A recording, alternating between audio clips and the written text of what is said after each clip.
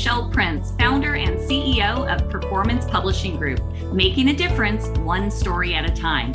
We'll be shining the light on successful founders, entrepreneurs, business owners, and leaders that are getting results and making a difference. We'll talk about how they built their businesses, are creating movements, and leveraging the power of authority in their own lives. Be sure to stick around to the end of the show, and we'll reveal how you can be our next guest. Let's get started.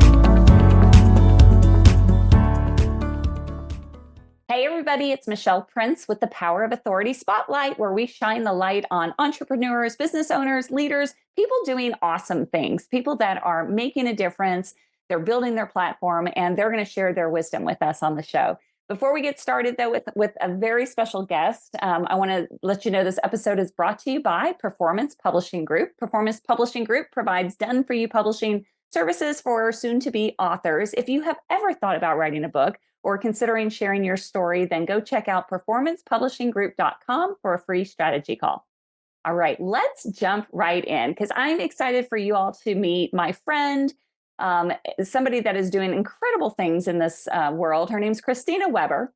She is CEO and founder of Christian Biz Owners on Fire, where she and her team help faith-based entrepreneurs and spiritually healthy business owners that want to generate more abundance, revenue, ideal clients, time, high-quality relationships, love, optimal environments, and more. I mean, who doesn't want that, right?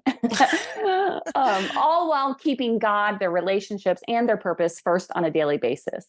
Christina customizes her work with each client to help them create their ideal life and business blueprint that allows them to provide great value to their customers while they experience peace and joy of living aligned with their values, visions, and missions. Christina's unique blend of expertise and experience as a successful entrepreneur for over 29 years, with 2 decades as an in-demand, faith-based, licensed clinical marriage and family therapist, and a well-formed, lifelong committed Christian life that has allowed her to create, teach, consult, and coach others to transform into having the life and business of their dreams based on each individual's definition of true success. Christina rises as a thought leader in the Christian biz space with her podcast, Christian Biz Owners on Fire, with over 325 episodes. And it is an awesome show, which we will be talking about.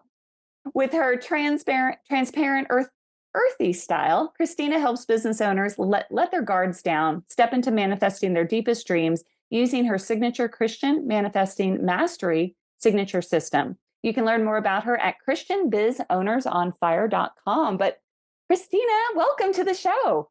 Yeah, glad to have me. Glad to have you interview me. I'm used to being on the other side of the mic. I know. Well, and that's where you and I first met. Yeah. I was on your show, over an hour, about a year ago? Was that a year ago? Yeah. And I remember, I don't remember exactly what we talked about, but I remember connecting with you afterward, because I love your approach to business and keeping God at the center of it. And so we had a great show, and that was my first introduction to you. So let's talk about, though, how I always love to ask the backstory. So you're doing all these amazing things. You're helping business owners and entrepreneurs, but how did you get to do what you're doing today? Well, I follow my own system. It starts with my vision. It was really important to me to have a business that's flexible. I mean, I encourage my clients, it's okay to be selfish and start with what's really important to you. I mean, I wanted to basically have the flexibility to do things with my family. I want to have the time to do the self-care, have a relaxing pace, but I also wanted to live an abundant life. But I find when you define what it is, it's doable, because I'm not trying to keep up with the Jones or different things like that. It's what I define is. So just over the years, I practiced as a marriage and family therapist for a couple decades, and that was perfect for me then, because it allowed me, when I had kids, to have that flexibility, work part-time, work with my dad, schedule my clients around our family stuff. My spouse at that time was able to kind of take care of the kids, raise the kids the way I wanted to, not having somebody else raise them. But I kind of kept my foot in the door in my career, and I just basically, I kind of was open to coaching. I wasn't ever thinking I was for sure, but it really was kind of looking at, my dad was retiring. I've always been kind of a coach-like therapist. I've always had a Mhm. faith-based practice. So it was really when Obamacare passed in 2008, really the margins for therapists, it's not really a very profitable business anyway because it's, one-on-one type of model. But when the profit margins tanked, Yeah. with the 2008 issue, therapists are probably one of the most underpaid, overeducated group Oh, I'm because if sure. you're insurance based, because your costs are going up, but the reimbursements are going down. And it just wasn't, I had the luxury of having a really nice office there with my dad, but when he was going to be retiring, I just knew it wasn't workable. And it really wasn't even workable to bring other people in. I know there Mhm. are therapists that do that, but again, if the margins are lean for you and then you're paying for Yeah. theirs, I mean, so I made the jump to move over to coaching. It was like a 10, 12 year transition. Made a lot of mistakes. A lot of it was around my niche, but eventually landed with Christian Business Owners on Fire at 2018. I'd kind of gone through a lot of iterations. I was going in the right direction, but so I was actually starting to work with more women entrepreneurs exclusively, but really in 2018, I really work with men and women, actually work with couples as well. So that's kind of what I'm doing. And it's kind of, I guess I'm a lifestyle entrepreneur Hmm. is really how I would Oh, I like describe that. myself. Yeah. A Christian lifestyle entrepreneur where you create the business around the lifestyle you want and you still offer great value. Absolutely. No, and I admire you for that too, because I mean, I think there is no business owner on the planet that got into business to be strapped down to a business. I mean, Right. we got into it because we thought that included freedom, that it gave us the time with our families. And while it does, and you can schedule your life around it, what happens to most business owners is we get pulled into every detail of it. And then before you know it, there is no freedom. There is no life, Right. you know? Totally. Yeah. So one of the things I also love about you, Christina, because you and I have had a lot of opportunity to talk Mhm. over the last year, that you do incorporate your the counseling side of it into your coaching, and in terms of just asking lots of questions. And is that just something that comes natural to you, or is that part of your, you know? Yeah, like I say, I tell people I ask questions for a living for 20 years. Yeah, And it's just now I'm naturally curious. I mean, it's not that I didn't like mental health. I've always loved it. And actually, what I do now is even better because, I use it in a couple of different ways. One is when you're a business owner, I'm almost like a high-end therapist kind of to yeah, business owners because who are you going to talk to? Who are you going to talk to when you're having issues with your employees, cash flow issues, all of those things? I mean, your spouse can only be a sounding board so much. And so, I find some of my high-end clients, I mean, really, they just need a sounding board. They need yeah, somebody. So that, and then across the spectrum, uh, you know, how many people, there's all these different success formulas and stuff like that. But really, they're kind of designed for maybe the 20% of people that don't have a whole lot of baggage, got a hmm, pretty good support system, kind of had some heads up. Most people aren't that way. no, Most people are in the 80% that have some, I'd even say the number's not higher, that have some kind of issues just that they're dealing with from the past. And it's not even like major toxic issues. I mean, just like, parents that just, they were good at what they did, but nobody's perfect. There's just being in life, you're going to experience trauma and events. But so, again, what's interesting about the people I work with in the coaching, because it's still about transformation. hmm, Therapy was about taking someone up to, baseline, but coaching is about taking someone that's functioning really well and taking them to a higher level. That's not that easy. yeah, And when you do that, new psychological issues, new personal issues are going to come up because that's why you're not there yet. It's hmm, because you've not become the kind of person that lives that level of life yet. So it's very intertwined. And I find it's a real advantage as a business coach and even in business to understand mental health. I mean, you're oh dealing yeah, with other professionals, setting boundaries, Is this a good business relationship to get into? Chasing shiny objects, it's really easy to get FOMA. Yeah. I mean, it's just so it really requires a very spiritually healthy, a very emotionally healthy person to really do a business well. I mean, there's lots of, I think, unhealthy people that are doing a business that by the world standards would be considered, financially successful. But if you look at their lives and the other parts of their lives, they're not that great. I mean, Right. it's just so it really does come in handy. I use it all the time with my clients. Well, and it's huge. I mean, everybody has something, like you said. I mean, doing books for people, that's one thing Oh, I've learned through yeah. the years is like everybody has gone through something. And our somethings don't have to be the same to not be as, I mean, trauma is trauma or Mm. stress and all of that. So I do love that's what makes you unique. And I remember when I was on your show thinking like that is a really awesome approach because I know from me, for myself, I mean, I've got all kinds of things going on in my head at any given time. And so to have it sorted out aside from the business and that saying, it's lonely at the top. It is Yeah. true because It's very lonely. Yeah. and then sometimes too, a lot of people just don't have circles of friends that get what they do if they're an entrepreneur. Yeah. Like, Well, the other piece of it is it's lonely at the time. Again, this is where the faith comes in. I mean, if you look at, we're in a fallen world, we have mhm, original sin. So everybody's affected by this. So the more you actually do better, the more you're kind of under attack. yeah, It brings out anxiety in other people. The more money's involved, the stakes are mhm, higher. People are willing to do.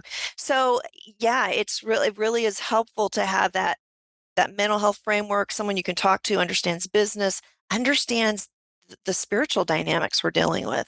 And yeah, just on a simple note, doing therapy for 20 years, it really helped me because a lot of times you see people on the outside and they look all together. yeah, I saw their uglies and it made me to where I'm not intimidated by anybody mhm, because I know I know the facade isn't yeah, and I'm not like it's almost an occupational hazard. Like I can yeah, even see stuff that like they don't even recognize that they're giving away. And it's not like you would use it inappropriately, but I'm just not and that helps you in business when you're not mhm, intimidated by anybody, no matter how famous or whatever. It really is an advantage. yeah. Oh, I can only imagine. I'd love to know some of those things, but Yeah. I don't want to do the 29 years though. So, Yeah. um, okay, so you have an awesome podcast, and how long have you been doing that podcast? Is it? Well, I had one of my first coaches.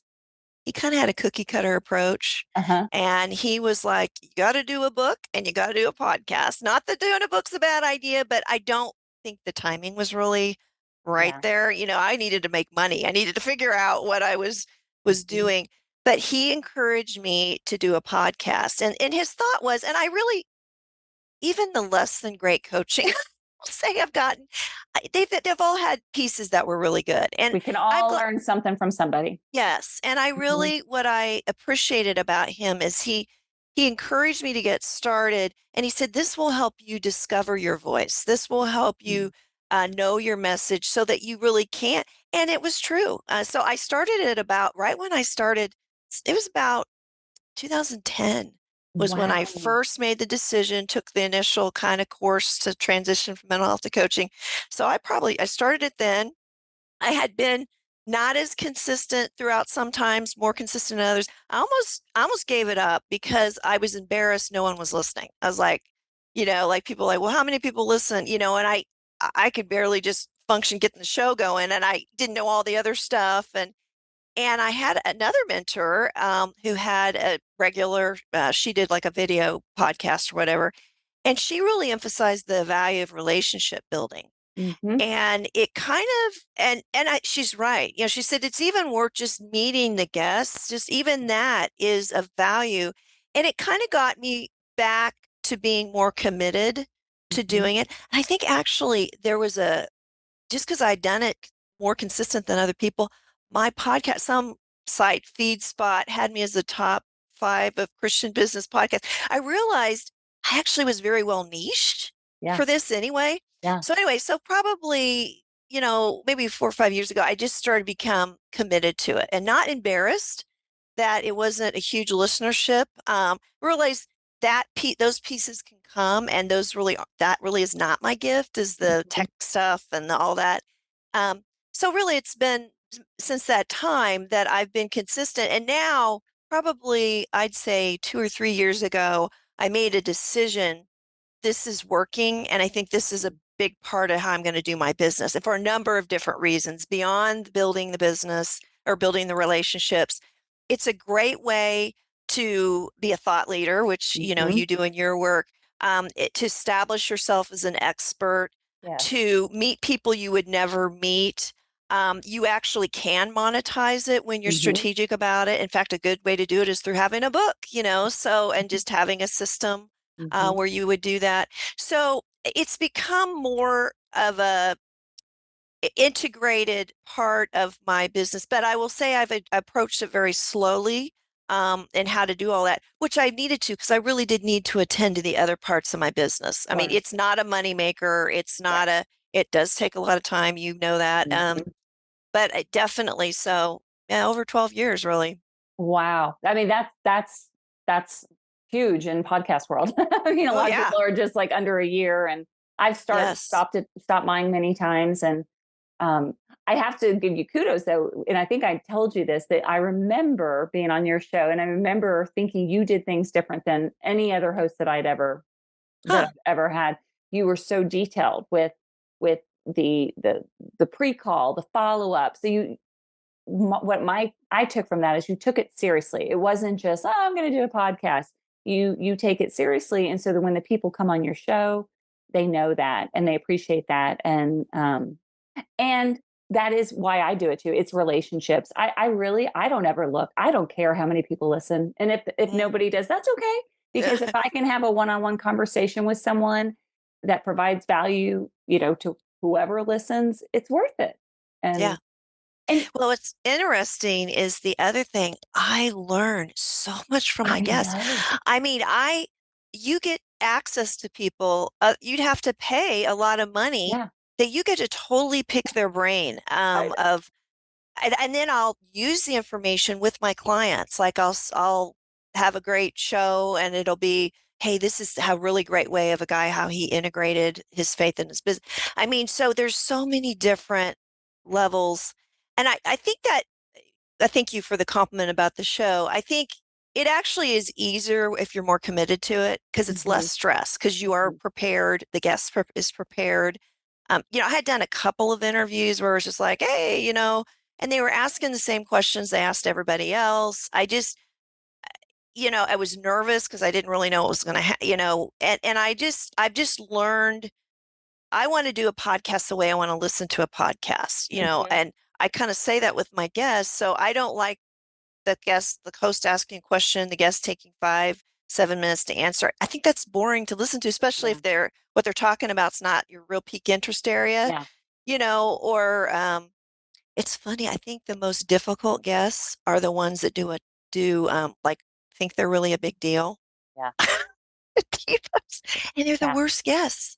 yeah. They're not interesting. They're just repeating. They sound so robotic because they've said it a zillion times. They try to control the thing. I mean, the best guests are people that are kind of up and coming Mhm. and that have some humility. You Yes. can get more out of them as a real natural conversation. It's night and day. You learn a lot about people, just the process. Here's my mental health thing. Yeah. Just the process of being a guest, like I Yeah. had one gal recently, uh, just kind of hooty tooty about doing the pre-show call. Well, she's a really good, yeah, she knows can we just do it right before? And it's just like, no. Yeah. This is how I do things, and if Yeah. you wanna be on my show. And it's just, and I'm not doing it to be difficult. I'm just you really, and I realize that out of all the guests I've had, someone that would act that way is a very small minority, and they don't realize it. They don't Mhm. realize that they're standing out in an ugly way. Yeah. Just No, it's yeah. true. It's true, and that's yeah. No, it's so true, and especially in this industry of coaching and speaking, and authors, there is a lot of that, I think. Yeah, but you do have a process, and that's really everything with your coaching too. It's all systems driven, process driven. And what are some of your, for somebody listening who is a business owner, maybe they don't Uh-huh. have a coach, maybe they're struggling. Uh-huh. They are a Christian, but they don't know how to mesh the two. Is there any advice you would give to them? Well, it gets back to vision because usually Christians, their primary, part of being a Christian is God's first. Yeah. I mean, that's so usually the struggle they're having is how do I do this in a secular world and make my business work? And that's a very valid question, so I think that's why I really start with everyone with a paid service called a manifesting your vision session Hmm. because I want people to really think about their holistic vision, which again is kind of not common for other business coaches. And I think it doesn't sound like it's Christian-y, but it really is because God sees us as a whole person.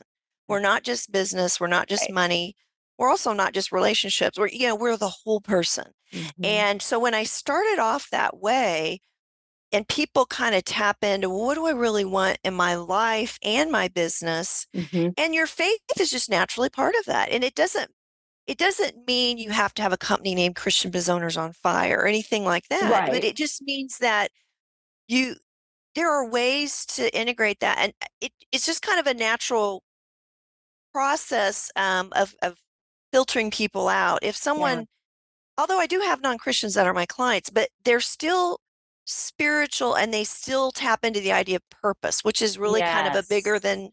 bigger than just us Hmm. concept. Hmm. And so they're using different language, they're meaning the same thing, really. It's about why am I here? Why was I created? And usually those people are wanting to do good. They're wanting to Yeah. do good. Maybe they don't name it Christian-y things, but yeah. So when you can kind of start to have a conversation with whoever your mentor is that is so inclusive, Yeah. then you can take it down to the nuts and bolts of your business. Right. It doesn't have to be all about God talk and all that. Then it's like, okay, now I know why I want all these things to fit together this way. And this is the best way I can use the talents God gave me and Hmm. integrate my faith in a very natural way in whatever business that is. And sometimes it's better not to even verbally say or even Right. openly say. Sometimes that's actually the better way Yeah. for what God wants you to do. It's how you show up. It's how you make people feel. You don't have to wear the bumper sticker and the big old Right. pin that says, I love Jesus in order to make an Yeah. impact. Yeah. So, but I love that. So you mentioned the manifesting and that, Yeah. that process. You have something on your website that, Yeah. Yeah. I was kind of joking. I'm a little self-conscious because I was that person that put up your website and ignored it. uh-huh. I think all So of us do that, I think. it's kind of an old free gift. It's still got some value, but it's five manifesting mistakes and how to correct them. And you can go there on my website, christianbizowners.fire.com, and check that out. It kind of the nuts and bolts, manifesting can sound kind of new agey, and people are like, "Ooh, that's not."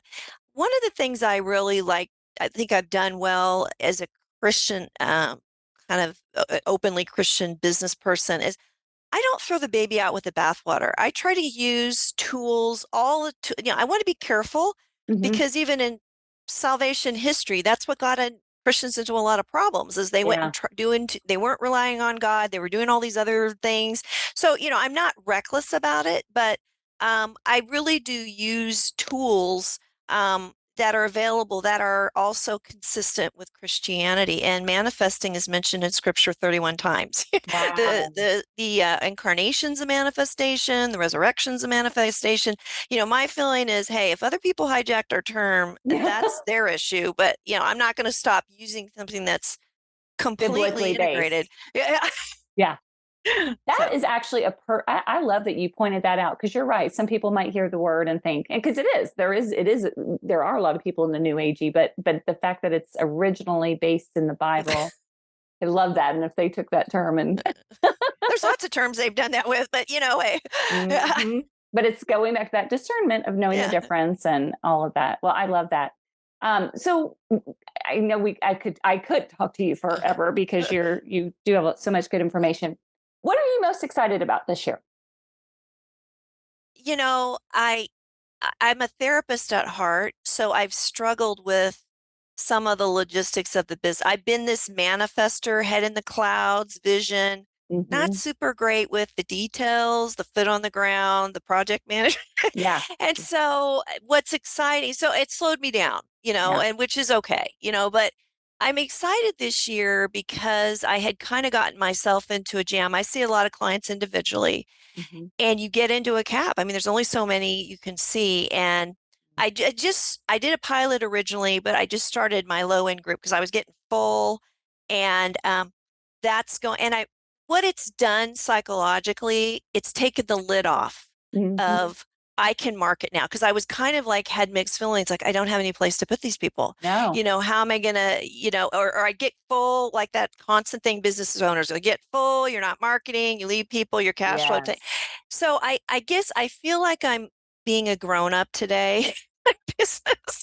I'm learning the skills. Like business isn't about just doing everything you like and that you're good at. I'm learning SEO. I'm learning like updating my free gift, having more of an attraction, which Yeah. not promotion approach online, which takes a while to kind of do that. Hmm. Um, so that's what I'm excited about. And honestly, it came at the right time because I'm very confident in how I work with clients and that I know I can get them results. I was not willing, and this I think is influenced by the Christianity. I was not willing to say, oh, I'll just get a bunch of clients. And then Hmm. if I get overwhelmed and they don't have good results, I'm okay with that. I'll just get more. I just was not okay with that. No. And it caused me to go slower. But what it did though is I know exactly what I do with clients that gets them results. And so now that feels comfortable Mhm. taking that online. And since the group started, I'm really thrilled with how it's going. I was like, oh my God, because I think the group process is incredibly, it makes it Yeah. better almost than Yeah. individual. And so that's what I'm excited about. I'm excited That is about exciting. shining more and not being afraid of getting clients. Yeah. I can't handle it. Yeah. No, that is the age old thing with a or problem with an entrepreneur. Yeah. But I think what you said though is important, and it's why, I wanted you on the show. It's like attracts like is it's integrity. At the end of the day, you're not going to do anything that's going to take away from your clients. And so that, integrity based, but we can scale integrity. Yeah, You exactly. I can, had to get over that. It's like yeah. Christina, because I cannot stand spammy LinkedIn messages and stuff Oh like that. gosh. It's like, Christina, doesn't mean you can't be a little more automated. Yeah. I know. I know. I Yeah. know. You're talking to the person who needs to hear this. So I hear you. Yeah. Oh, well, I am so, so, so glad that you were on the show. Thank you so much. And just again, I want to make sure everybody has it's Christian Biz, BIZ, ownersonfire.com, and get that free. Um, what was it? The five. 5 manifesting mistakes and how to correct them. Okay. Well, we need to know what those are so we can correct them.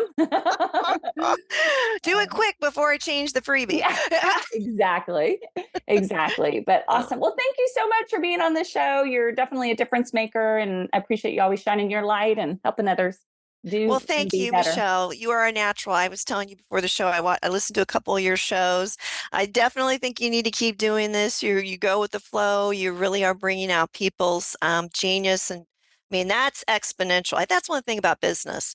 When you're doing like what you are, what you're really designed to do, you're expanding exponentially the good because you're taking other people and you're helping them do things that you're actually quite natural at doing, whether you realize it or not, Yeah. you're really good at doing and you're helping other people do that, which has a very exponential effect. Wow. So thank you. Thank you. Wow.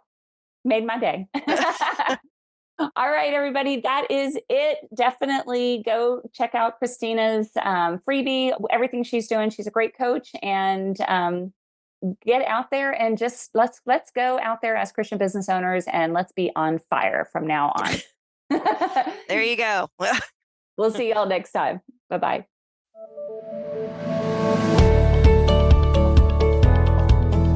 Thanks so much much for listening to the Power of Authority Spotlight. If you are a successful founder, entrepreneur, business owner, or leader that's getting results and making a difference, and you'd like to be on this program, please visit performancepublishinggroup.com/podcast to apply. That's performancepublishinggroup.com/podcast.